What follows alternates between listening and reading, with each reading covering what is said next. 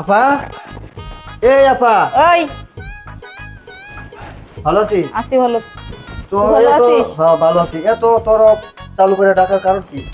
তোর দুলাভাই কালকে টাকা পাঠাইছে বুঝেছিস? বড় ভাই টাকা পাঠাইছে? হ্যাঁ, ব্যাংকে পাঠাইছে। তুই সকালবেলা যে তুলে নিয়ে যা, আব্বু যে কল করতেছে না, নিয়ে যে দিস টাকাটা। এই জন্য আব্বু ফোন দিয়েছে। আব্বু তো কাজের জন্য আসতে পারলো না, ধান ফান লাগানো নিয়ে ব্যস্ত। তুই তাড়াতাড়ি কালকে সকালবেলা টাকাটা উঠে নিয়ে তাই যে দিস। আচ্ছা, তো মা ওই শুনলাম মা বলে অসুস্থ, তার কোনো ওষুধ পাতি কিনে দেব নাই? সে ঘরে শুয়ে আছে মনে হয়। একটু ডাক দেবো, দেখে যাই। বাবা, বাবা, ভালো আছো? ভালো আছি ভাই, আপনি ভালো আছেন? না, বেশি ভালো নেই, আমি অসুস্থ। আপা, দুলা ভাই 50,000 টাকা পাঠাইছি।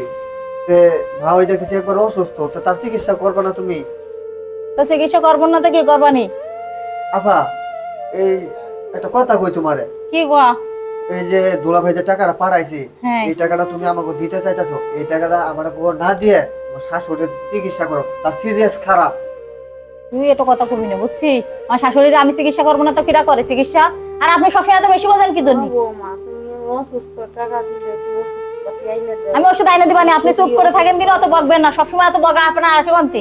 দেখছো বাবা, তোমার বোনে কি করে? আফা, তুমি এমন ভাবে তোমার শাশুড়ির সাথে ব্যবহার করতে পারো না, কারণ উনি তোমার শাশুড়ি। বিয়ের পরে আসছো এই বাড়িতে, শাশুড়ি খুব শ্রদ্ধা করতেই হবে। তোমার বাইরে ঘরে নিয়ে খাইতে দাও, তো আমি ওষুধ এনে দিই, গেলাম আমি ঘরে। আচ্ছা ঘরে যে শোন, আমি ওষুধ আইনে দিবানি, সবসময় বেশি বকে। আর শোন, তুই অত বেশি কথা কবি না বুঝেছিস? আমার সংসার আমি বুঝবানি। তোরা তো না গলাতে কইছি, আমি যে কাজে ডাকিছি তুই সেই কাজে যাবি। আচ্ছা, তোমাদের সংসার ব্যাপারে আমি না গলাবো না, তোমার যেমন ভালো মনে হয় তুমি সেটাই করো। তো আমি কি কালকে সকালে ব্যাংকে যাবো?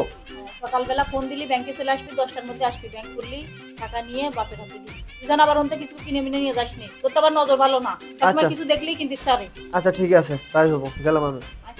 সকালবেলা চলে আসবি, সালাম।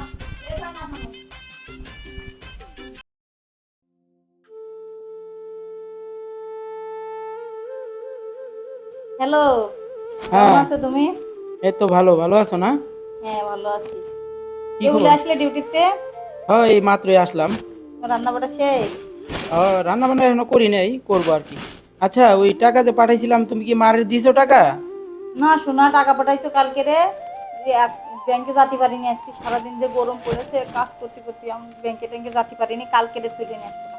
কে, তুমি শাকিল রে জানাও নাই? হ্যাঁ শাকিলও কইছি, শাকিল আইছিল আজকে। বললাম যে সকালবেলা আসিস, ওর এসে থাকলি ঝামেলা, আমার শরীর ভালো নেই, অত রান্নাবাড়া ঝামেলা। আচ্ছা ঠিক আছে, তাহলে তুমি যে যদি টাকাটা উঠাও, তুমি অবশ্যই আমার মারে টাকাগুলা দিবা, ঠিক আছে? হ্যাঁ রে, তোমার মারে সস্তা কিনে দিই। তোমার মারে সবসময় টাকা পয়সা দিলি ওর নাম নেই আল্লাহর হস্তে, এই মেয়ের জনিতে এই কিনবে ওই কিনবে, উনার জনিতে ঝামেলা। আর তোমার মায়ের শোনো, তুমি তো জানো না আমি এই যে বিদেশ আসছি কার জন্য জানো? শুধু আমার মার জন্য।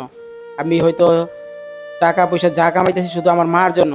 আমি চাই তুমি সবগুলো, আমার মা মূর্খ লোক, তেমন কিছু বোঝে না, এই জন্য আমার মার কাছে কিছু পাঠাই না। আমি বিশ্বাস করি তোমারে, তোমারে আমি বিশ্বাস করি টাকা পাঠাই। আচ্ছা শোনো, এই যে চেনটা, এই চেনটা নিছি, এই যে এনে কিছু টাকা পাবে, এই যে কিছু টাকা ওই জায়গায় দিবা না। সব তো তোমার মার কাছেই দিই টাকা, আমার কাছে কি রাখে নাকি? বিদেশে গেছে, আমার দিকে কোনো খেয়াল নেই, আমি কি খালাম কি করলাম সেটা নিয়ে প্যারা নেই। সবসময় মারে দেও মারে দেও। আলের একটা জামাই পাইছি, নিলাম।